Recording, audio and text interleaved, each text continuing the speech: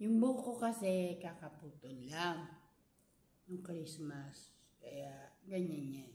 Tapos banana. And we had a Chips Ahoy. Okay, and coffee. And pag nauyam na ako sa mga pagkain, chocolate. I call it cacao chocolate. Dark cacao chocolate. Naubos ko na isang pakete. Breakout na yung pimples ko. And then, ano pa ba? Magkwentuhan tayo. And, I forget. Meron tayong absent about water. Kasi kailangan yan pag nagkakape ka para hindi ka acidity. Tapos,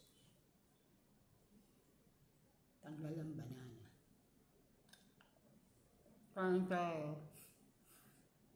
Kain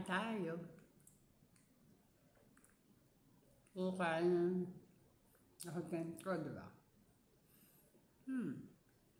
Sabi nga ni Francis. Healthy ang banana. Lalo na kapag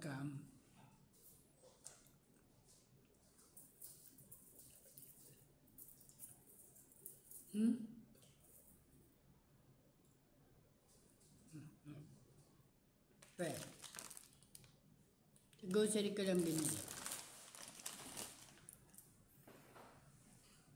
Tapos, yun lang. Kasi, kailangan